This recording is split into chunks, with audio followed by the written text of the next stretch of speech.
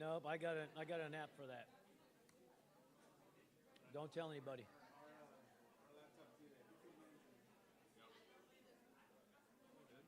Well, I don't think it's going to be 15 more. I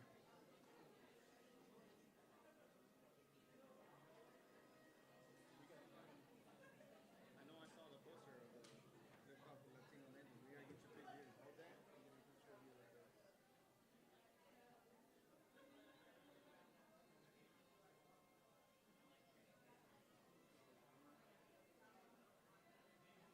Send that to Liz and go, just so you know your man's a legend. Yeah.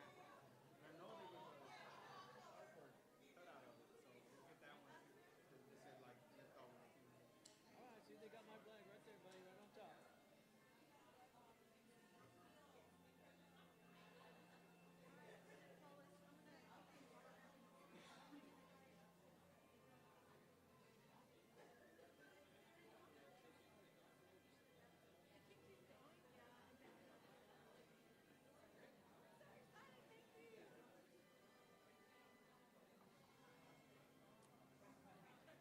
Perfect timing. Good afternoon, College of the Mainland students, staff, and community. We are so excited to have you here. We are here for Liftoff with Latino Legends, and I'm going to have one of our own Latina legends come up and start the ceremony and the festivities for today. If we can give it up for Dr. Brewer.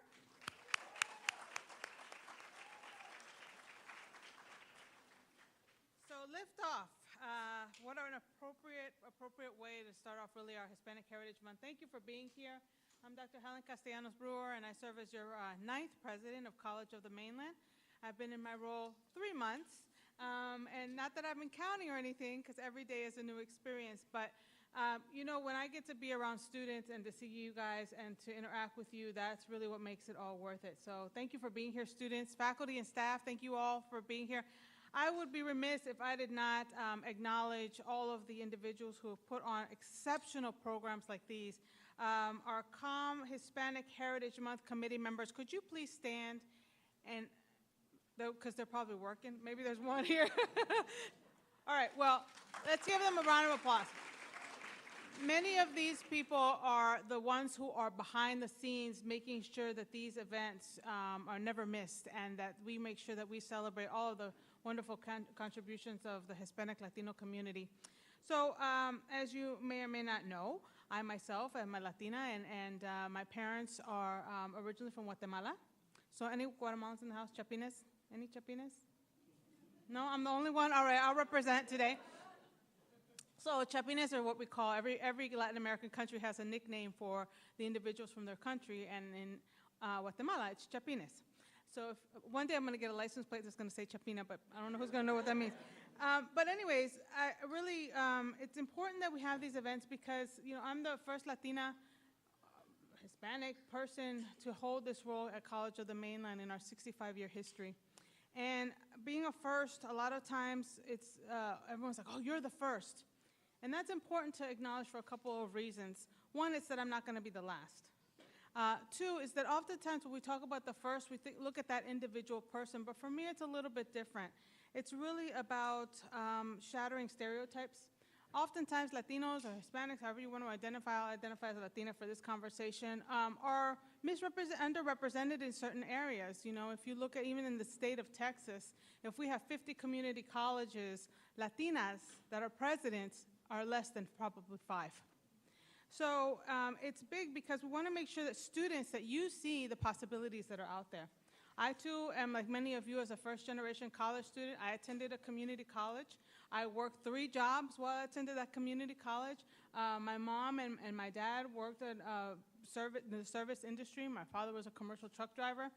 And I had 2 siblings, and I always tell this story for staff and faculty. You might get bored. Sorry, hold on a second. These students I have not seen yet. Some of them are very new. But oftentimes, even in high school, I had practically a full-time job as I was going to school. I had a younger brother and sister who get on my nerves, but I always had to take care of them. And it was so funny because when I first went to a community college, talk about possibilities, right? I didn't know if I belonged. I didn't know what I was doing, but my mom and my family instilled education. education, education. They couldn't help me navigate a lot of things, but they were like there to listen to me cry and complain about all the things that were happening. And so when I first went to a community college, I tell this story a lot because you need to always remember that there's people around you, regardless of their title, that we always need to treat one another with kindness, with respect, with dignity. When I first went to the community college, I showed up ready to go, and they said, go see a counselor. Back then they were called counselors, now academic advisors, success coaches. Go see the counselor, tell them what you want to do, tell them what you want to be, and they'll tell you what you have to do. Okay, great. So back then, in the 1900s, we didn't have phones, we didn't have I mean, really, honestly, I don't even think we were doing, it was manual. Manual, okay? And you stood in line and you waited for your advisor to look at everything and check everything. Okay, you're ready to go. Now you go stand in the next line, and then the line after that. Anyways, so I went up to this woman, she was the counselor, and I said, you know, I really want to major in psychology. Well, first it was accounting. That's another story. But eventually I decided I want to major in psychology. And I said to her, I'm not sure what these things mean. Like, there's this big book, and it was a catalog. The catalog was also a book. There was no online catalog, okay? So you lug that around. So they hand you this big book, and okay, go, here's the book, read it, go register for classes, go get in that line. And being, you know, the kind of, I'm much more tamer now, but back in the day I had a little bit of quick wit. And so I said, well, I don't know what classes I'm supposed to take. Well, you can read, can't you, was the response. And again, we'll kind of assess the math. Well, yeah, I can read, but you don't want me to perform medical surgery if I read a medical book, right? So I need you, as the expert, to tell me what I'm supposed to be doing. She was like, I don't have time for this. You need to figure this out, and you need to figure out whether or not you really belong here. To which I was like, okay. Let me take my little book. I got my little stuff, and I got in line, and I started asking everyone, how do I do this? What am I supposed to take? And some people were more helpful than others. Fast forward, okay, so now I'm in the community college. I finally go to 4 year, and I know we have a speaker, and I'm totally taking his time, and I promise he's much more exciting than me. But let me I tell you this story because it's important for you to know. I understand the challenges that many of you are going through. I didn't know how I was going to pay for class. One semester, it was a difference. I couldn't pay for a $200 book, and I didn't have family members who I could just go to and say, hey, can you give me $200 for the semester? One of my aunts was like, well, let me cobble together some things, and she helped me. Had it not been for that $200 that she loaned me, I would have dropped out of school that semester because I didn't know how I was going to pay for it, and even with all these multiple jobs because I was also helping in the household too. So anyways, fast forward to this wonderful counselor, right? So I transferred to a 4-year institution. When I did that, still didn't have a clue what I was doing. But I was always talking to people like, hey, how do you do this and how do you do that? There was no shame in that. And also, too, my family expected, they didn't know what I was doing at college. They didn't know how it was going to work out, but they expected that I was going to graduate. There was no question about that. So I knew I had to keep going, and so I would talk to counselors. I would talk to professors. And those professors, who, like many of ours here, who took the time to explain things to me, processes, things that I was a little bit embarrassed that I even had to ask about, that's the type of faculty that we have here. That's the type of staff that we have here. We will help you with whatever you need. You just need to come to us. So anyways, I go on. I got my master's degree. I graduated from college, and I went on and got my doctoral degree because my husband also has a doctorate, and I couldn't stand him being the only one called doctor in the household. So I'm very competitive too. But my point is, when I got my master's degree, I knew I wanted to go back and work at that community college because it had made such a difference in my life. I believe in the mission of community colleges. I believe that we provide access to students and that through community colleges, your lives will be transformed. And if we're not doing that for you, you need to come let me know because then we're not doing our job. That is our job, is to make sure that we provide you with every opportunity possible so that you can be whatever it is that you want to be, whether it's a president or it's an astronaut. So I get my master's degree. I go back to work at that college because I was determined, by hook or by crook, I was going to work at that school. So I started working in the TRIO program. And we have an Upward Bound TRIO. We also have a Student Support Services TRIO program here that helps support first-generation college students like I was. So I go, I interview, I get the job, great. Look who I walk into. These are the staff and the faculty that you're going to be supervising. And I honed right in on somebody in that room. Remember that advisor I talked to you about? Guess who was her boss now? Me. So I tell you this because, one, it's fun and it's karma, so be careful how you treat people. But two, The other issue is she didn't know what I was going to eventually be. I don't know what any of you are going to eventually be in this room, but I have aspirations that it will be presidents and astronauts and anything that it is that you want it to be. And our job, you are not a guest here. This is your home. Our job is to make sure that you have everything that you need. And again, if we're not doing our job right, you have to come tell us. You have to tell us, because we won't know otherwise. But we will support you every step of the way. So the last thing I will just say is that, again, I believe in the mission of community colleges. Had it not been for a community college, I would not be where I am right now. One, I would have never met my husband. I would have never had the career that I have, because that's where it all started for me. And that's what I wish for you, and that's what I commit for you, and that's what everyone in this room who is a staff and a faculty member here commit to as well. So with that, now comes the exciting parts, okay? I'm going to introduce Jennifer Dennison, who is going to introduce our keynote speaker today. Jennifer, come on up. Do you all know Jennifer? Jennifer Dennison is the admin officer for our Vice President of Academic Affairs. So Academic Affairs oversees all of the instruction that happens at the college and a few other things therein too, but Jennifer is really the mastermind behind a lot of things happening at this college. And she was the one who really went above, like she always does, goes above and beyond to make this program exciting, not for herself. She wanted you to meet someone who hopefully will motivate you to aspire to follow your dreams. So with that, I will turn it over to you, Jennifer Dennison. Round of applause for Jennifer. Thank you, Dr. Brewer. I'm honored to welcome Joe Acaba, a NASA educator astronaut, to our Hispanic Heritage Month celebration here at COM. Joe made history as the first person of Puerto Rico heritage to become a NASA astronaut. Before joining NASA, he dedicated his career to education and service, working as a high school and middle school science and math teacher, geologist, and even serving in the U.S. Marine Corps Reserves and U.S. Peace Corps. Selected as astronaut in 2004, he went on to fly in space 3 times, logging over 300 days aboard the Space Shuttle and the International Space Station. In 2023, Joe Acaba became NASA's chief of the astronaut office, making him the first person of Hispanic heritage to hold this prestigious role. Please join me in giving a warm welcome to Joe Acaba.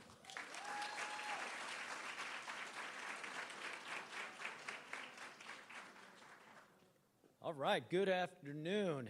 It is great to be here. If you're not motivated by the words of the president here, I don't know what to tell you.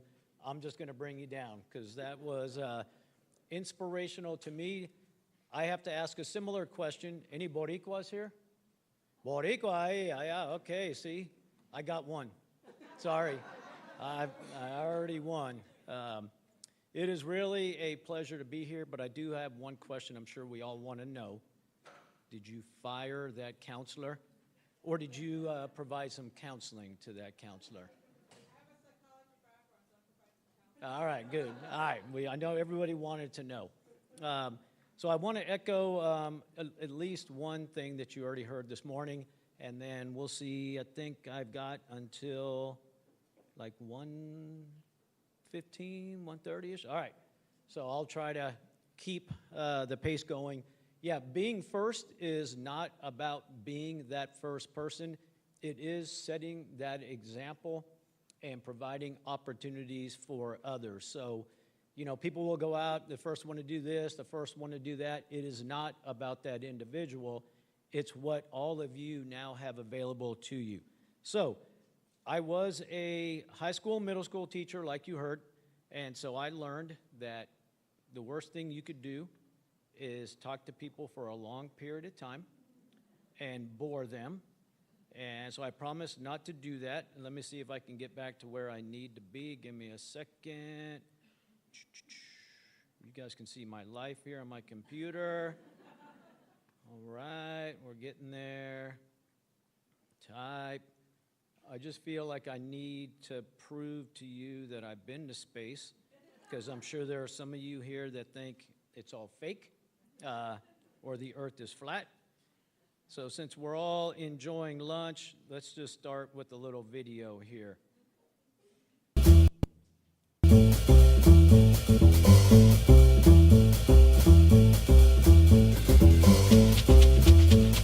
don't move that fast in space. We can keep things going. There is a lot of science in this video. If you want to dissect it, up there on the International Space Station, we've got Russians, Italians, pizza is all We're using scissors to cut our pizza. Things are floating all over the place.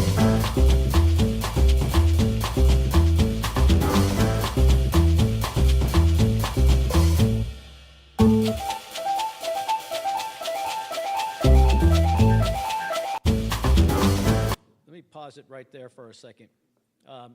So that is what we call Node 1 on the International Space Station. This is where we have most of our meals, and you can see there's stuff all over the place. So yes, Velcro is our friend, and duct tape. If you did not have everything, stuck to a wall, it'd be floating all over the place. So it can get messy really quick. All right, let me get out of there. Now it's time to bore you with my life story, and then we will have plenty of time for questions. Let's see if function F5 there. I don't want that view. Is that the right view? Nope, nope, nope. Let's see. I swear I'm an astronaut and I know how to do. I guess that looks all right. I've got a different view on my screen and it's throwing me off. All right. It's presentation mode. It's terrible. All right. I know, I was so cute back then. I don't know what happened. So I was born in California. Both my parents were born in Puerto Rico. They do what a lot of Puerto Ricans do, and I don't know why. They went to New York, where it's very, very cold. But my parents were explorers. They went from New York all the way to California, and that's where I was born, my two brothers and my sister. So exploring is in my nature. It was great growing up in Southern California. It was tough because there are not a lot of Puerto Ricans, not a lot of people of color, and my parents were always striving to give us more opportunities. I loved baseball. I still love it today. That's living in SoCal, going to the beach. Life was good. And so this is when I graduated with my master's degree in geology. And this picture means a lot to me. It's with my grandparents. They obviously did not go to school. Growing up in Puerto Rico, my grandfather, he had, if you're old like some of us, there was this vehicle called a Rambler.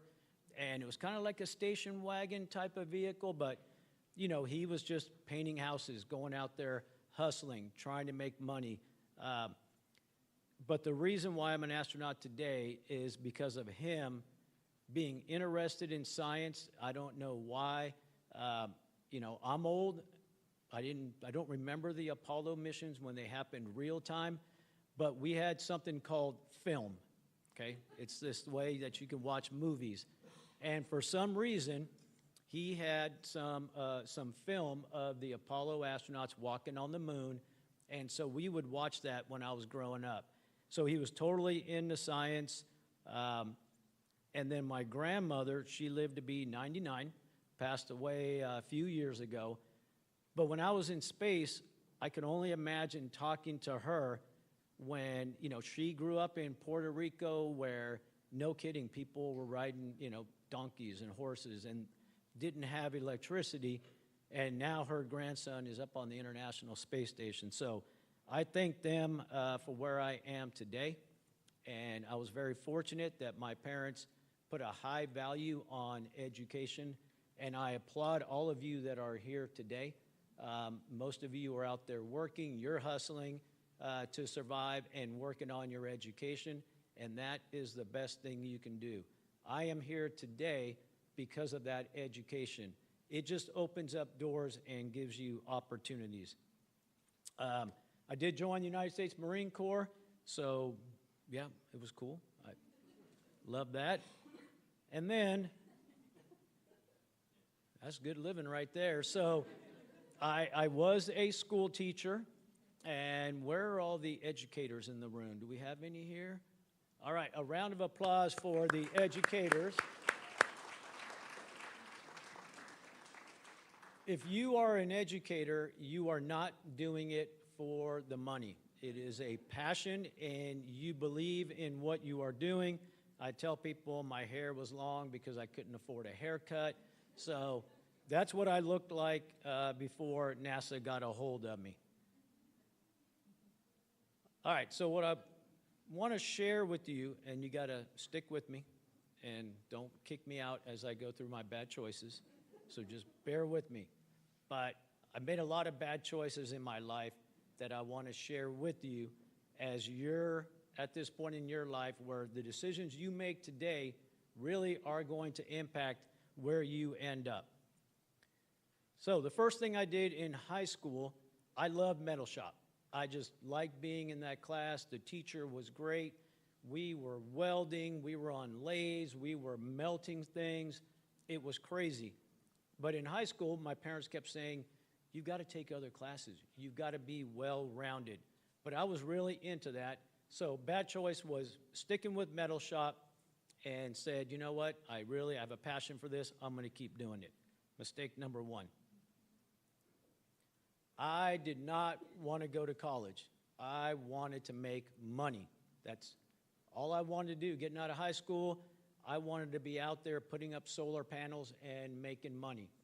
Luckily, I had my parents that really pushed me, and my dad said, okay, I'm going to cut you a deal. Go to college for 1 year. If you don't like it, you can drop out. We'll support you, and just do what you want to do. I said, cool. They sent me to Santa Barbara. If you've ever been to Santa Barbara, it's like this amazing school right on the beach. I wanted to be on the 10-year plan because I did not want to graduate. So my parents were smart. They sent me to a place that they knew I could not refuse. I joined the Marine Corps. Anybody here military, former military? We got some, all right. Thank you for your service. No mother wants their child to join the military because, they're worried about you. And so my parents thought, what are you, crazy? What are you doing? You're in college and you're going to join the Marine Corps. Then this one really got my dad where it hit him hard, okay? I joined the United States Peace Corps as a volunteer. Everybody know what a volunteer is? What does that mean when you're a volunteer? You don't get paid. And my dad's like, what the heck are you doing? I helped you go through college. You've got a great job, and now you're going to quit to be a volunteer? That hurt him deep. He's like, I've been working all of these years to get you that education. So, yeah, he was not too happy with that. Then I moved to the Bahamas, out in the middle of nowhere, and people are like, again, what are you doing? You're crazy. I mean, it was 1 square mile. There were like 8 of us Americans that lived there full time, and then we had Bahamian staff that would come, and then scientists from all over the world would come to visit. Then I think I made the worst decision you could ever make, was being a school teacher. It's almost worse than being a volunteer, because when you're a volunteer, you don't get paid, but you don't have to show up because you're a volunteer, right? But when you're a teacher, people depend on you, and you have to be there, and they don't pay you a lot. So again, I went from like making decent money as a geologist, and then I just kept going downhill. Boop, boop, boop, boop. So these were some of the bad choices that I made in my life. So now people ask me, how did you become an astronaut? They all want to know, what did it take? And we just yesterday, I know you guys all follow NASA, But yesterday, we announced our newest class of astronaut candidates. And we had over 8,000 people apply. We hired 10 of them. And so people always go, how did you become an astronaut? What makes you different? So I went from being that hippie to this guy. If you know Eric Estrada, that was who I was trying to be. So how did I become an astronaut? When I did my interview with the astronaut panel, it was 1 hour long, and we spent about 20 minutes of that interview asking me about my high school metal shop teacher and that class. They said, you know, tell us about yourself. So I started off with high school, not knowing, you know, how to have an interview. When I interviewed, I borrowed a sport coat from another teacher. I didn't know what collar stays were. I had to borrow a tie from somebody else.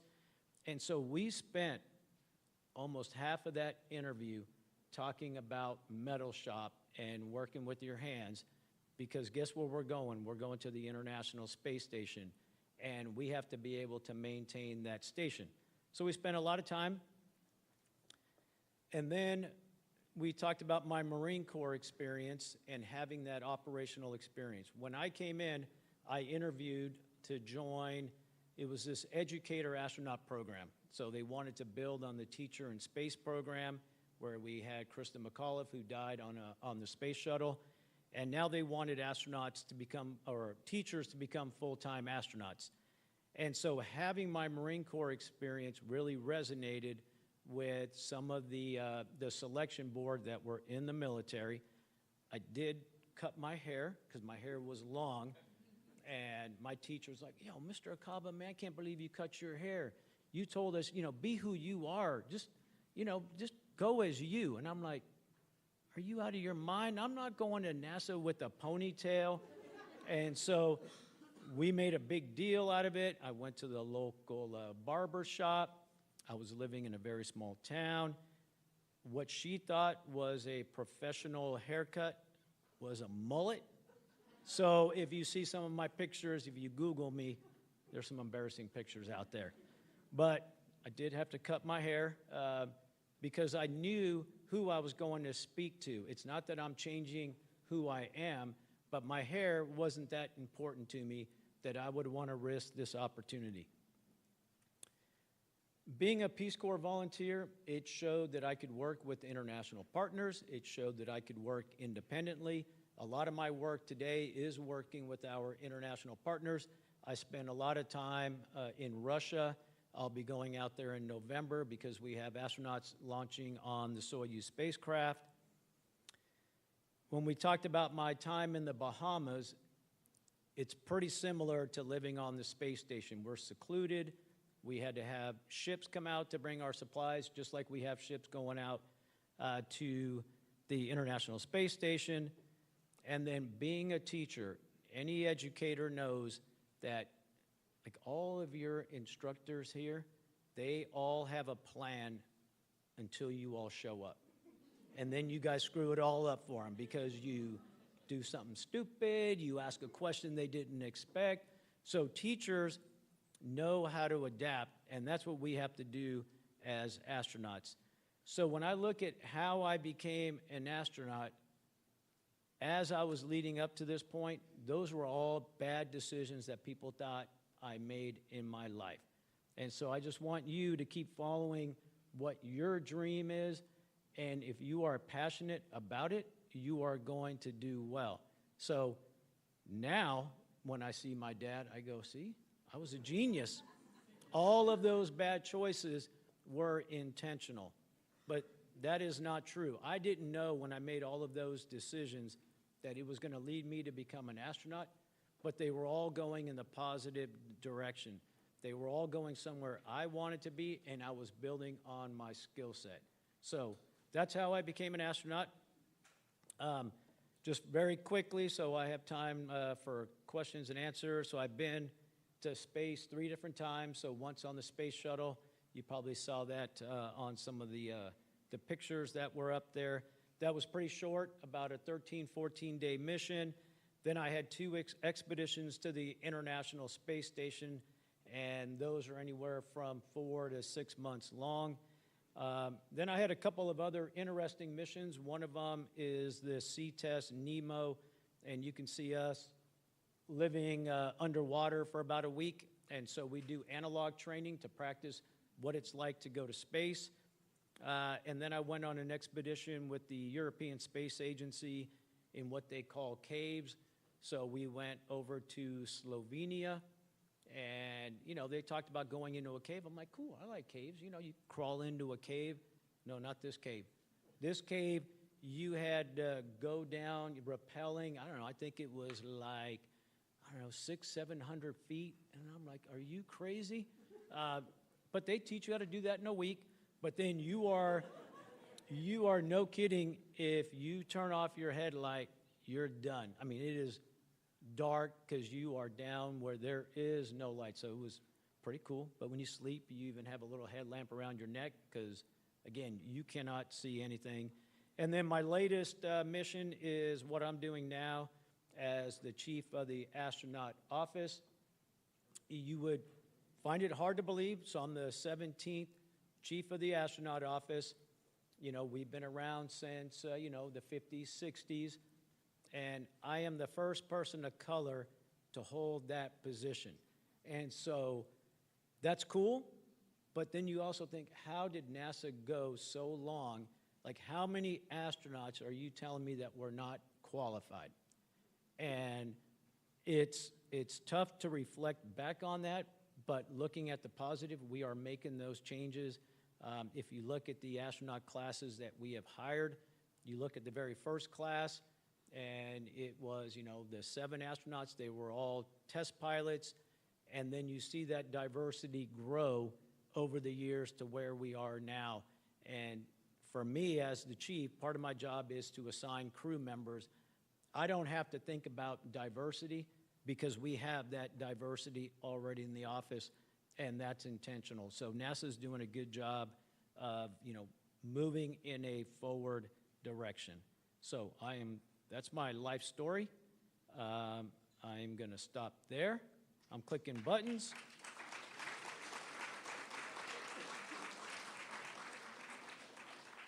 So being the good educator that I am, I don't have any more PowerPoint slides.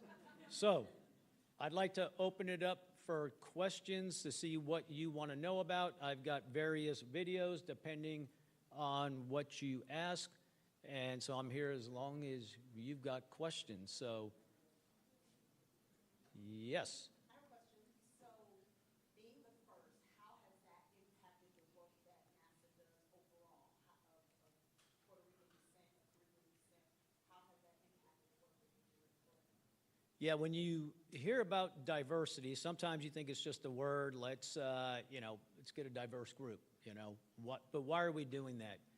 It brings that diversity of thought, and a lot of that has to do with where you grew up, how you grew up, what your experiences were. And so Alfredo here, who, you know, that's my boy Alfredo.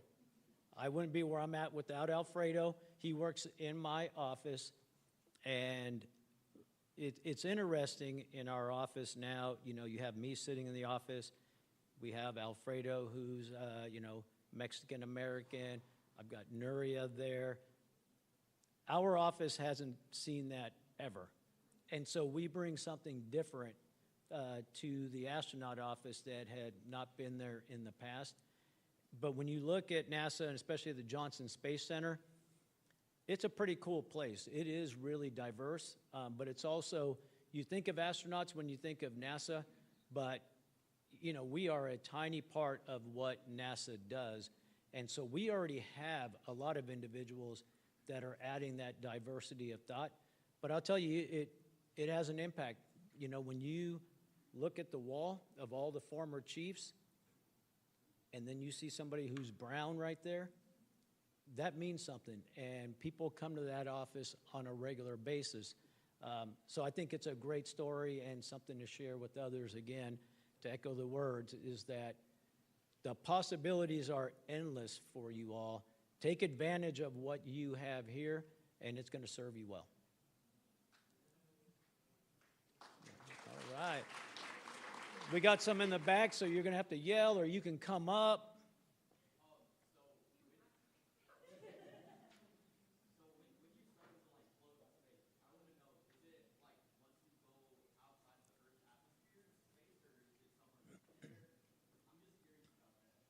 All right, and I hope you guys don't get too technical, okay?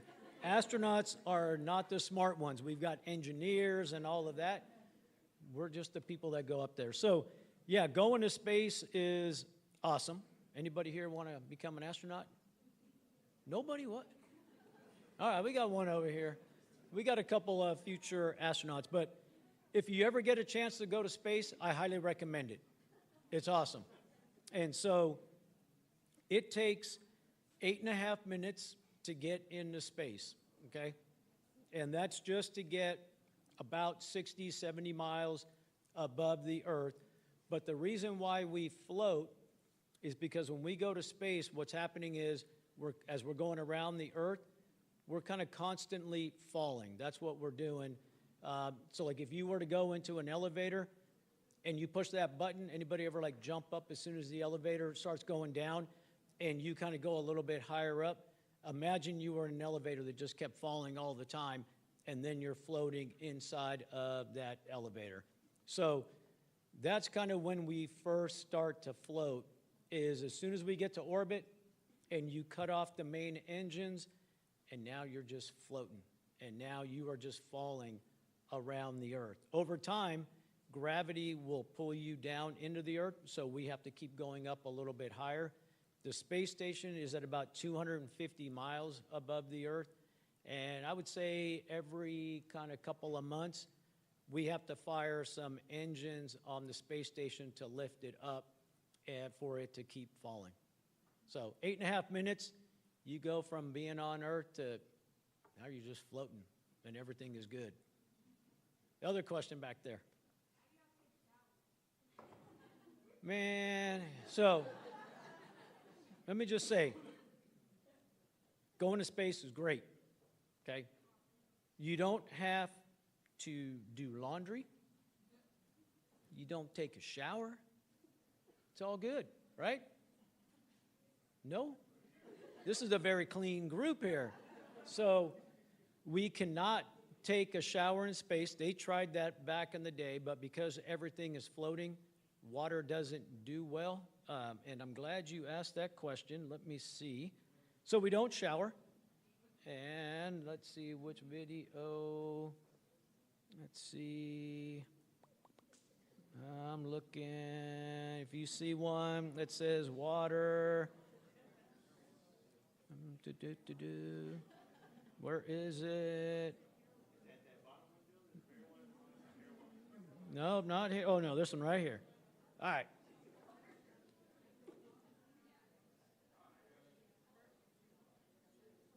All right, so we don't shower in space because water would go all over the place. When we drink water, it's always in a bag. Like if I love coffee, and so we have kind of instant coffee. You put it in hot water, so we're always drinking out of a bag. But we do have to be clean. We work out for a couple of hours every day for, our bone and muscle health, and we can talk more about that. So we have, towels that have soap in them. So that's how we bathe, but we don't take showers. So here's a video of how water behaves in space. Water is sticky. If you never thought about it, with surface tension, water is sticky. You can take a glass of water, and if you're careful, you can take a pin, P-I-N, and you can make it float on top of water, okay?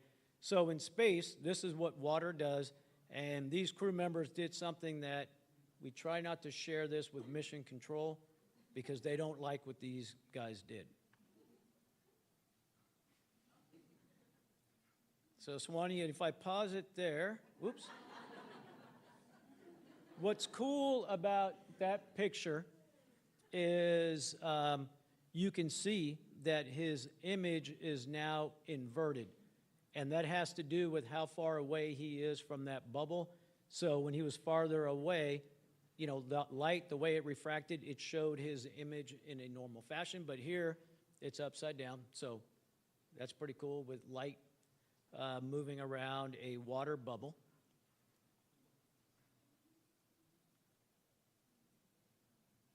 So they keep making it bigger and bigger, and now they're going to take a GoPro camera and they're going to throw it into the bubble. So now you can see what it's like to be inside of a water bubble. So here you go, you're getting ready to enter it. Boom, now you're inside a water bubble, looking out.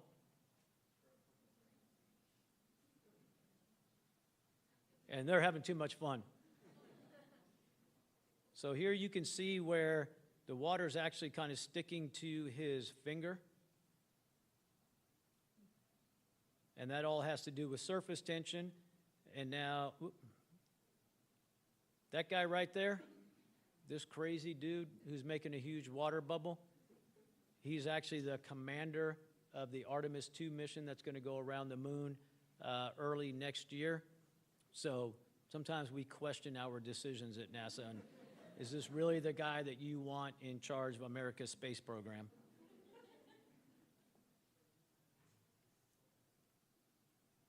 And here's Alex Gerst. He's a German astronaut. He's going in. And so you can see the water kind of sticking to his head. Interesting story. We had 2 astronauts out one time. They were doing a spacewalk, and there was a leak in the spacesuit. And so water, being sticky, stuck onto the face of the astronaut and started kind of creeping down his face. So he got to the point where he really couldn't see. And luckily, we got him back to the space station, got him out of the suit before the water got onto his mouth, because, you know, you can actually drown on just a couple of ounces of water. So water can be dangerous if you don't control it. But this is what the ground doesn't like to see: water going all over the place, because there's electrical equipment, and water and electricity don't mix. But they did the best they could to clean it up. So pretty cool. All that to say, we don't take showers in space. All right. Yes, sir. Yeah. The 5 characteristics of what? A mineral? Did you not see when I graduated from, you know the 5 characteristics? Whoever knows the 5 characteristics of a mineral gets a NASA sticker.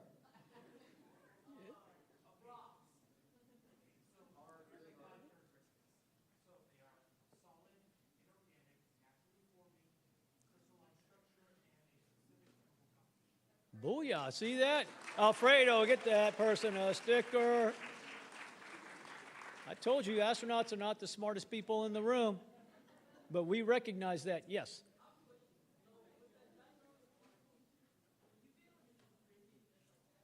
Yes. They could have taken that thing and just started drinking that bubble down. And that's, you know, a lot of times when we're up there, we kind of play with our food because it's fun. And so we'll take, you know, the punch or whatever, make a little water bubble, and you can just drink it all. That's a lot of water. That's a lot of drinking, but yes, you could. Yes.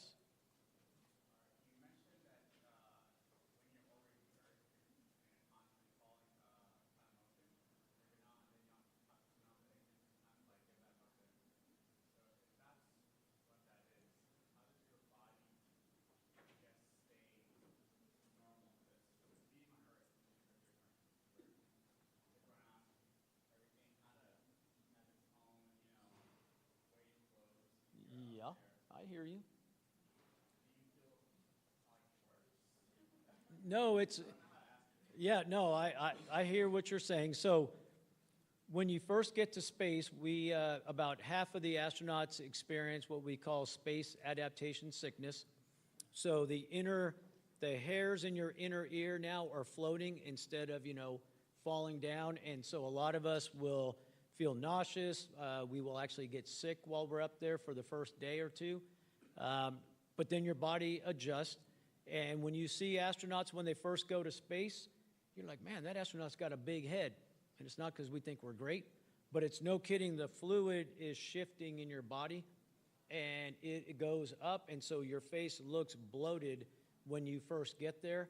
And then over time, as you urinate and your body starts to equalize, and then that pressure goes away. So your first couple of days in space, it's like you would feel like if you were standing on your hands.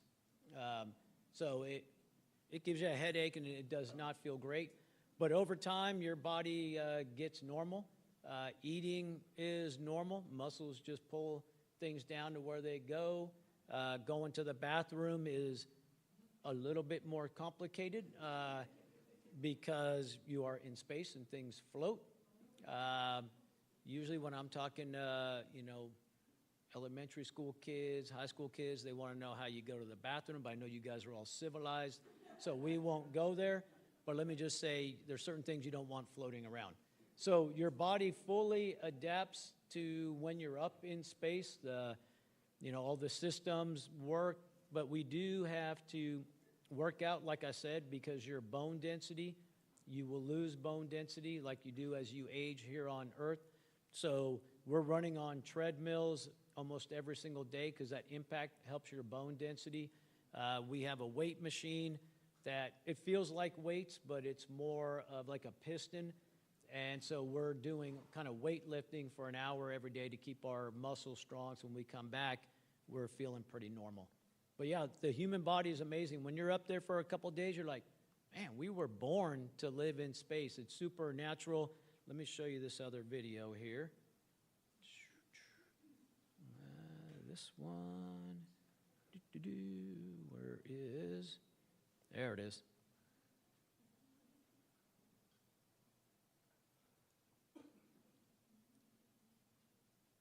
So this are astronauts on Halloween. All right, we like to have fun. He was saying hello to his kids. So you can see when he's moving, some people will say, you're not in space, he's just walking. But you really learn how to use your feet to go under handrails, but you just float and you just go from the floor to the ceiling, and it all just feels supernatural, and it does not take long at all. Oh, Wolverine's got to go. He's got spoons for claws. Then you can't have Halloween without a pumpkin. But you can just see, you just learn how to live in space. It just becomes super natural over time. Yes?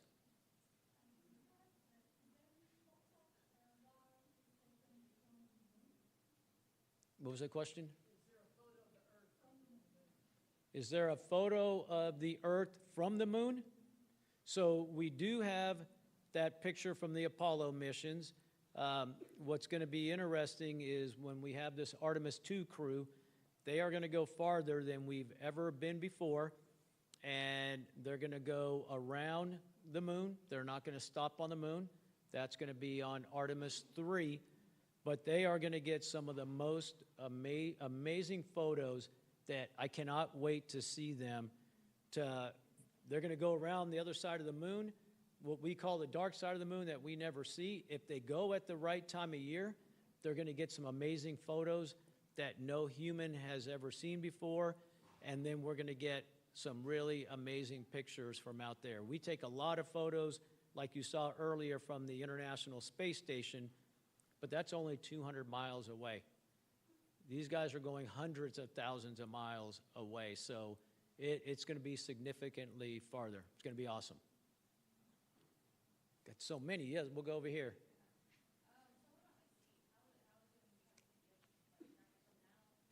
Yeah, sleep is interesting. We have sleeping bags, so we actually sleep in a bag, and they have cutouts for your arms. If you didn't sleep in a sleeping bag, you'd be all right. You would just be floating around. We have little crew quarters that you sleep in. So some people they just float in their. So it's kind of freaky because things are floating. So if you see somebody who is sleeping in space, it's creepy because their hands are just floating. Their eyes are closed. You're like, man, is this person alive? Like, what's going on? It just looks really, really weird. But what's cool about it is that, you know, especially as you get older, you have all these aches and pains in your body. You know, when you lay down in space, you're just floating. So it is super comfortable, but you gotta, most of us have a sleeping bag that is attached to the wall so we don't float away. And we're out of time. Well, thank you very much. I could have talked to you all day long about space. Super cool to be here. I know you got to go to school. Be cool, have fun, keep doing what you're doing. Thank you so much for being here, Courtney. We do have that bag for him. We have a small parting gift for you, so thank you so much for being here. Students, if you go over to the Student Center, there is a graduation and transfer expo. Tons of colleges are there. The transfer coordinator is there to answer all your questions. The staff will help you. Please head over there. There's also a photo booth, and you can take pictures there too. Thank you so much for being here.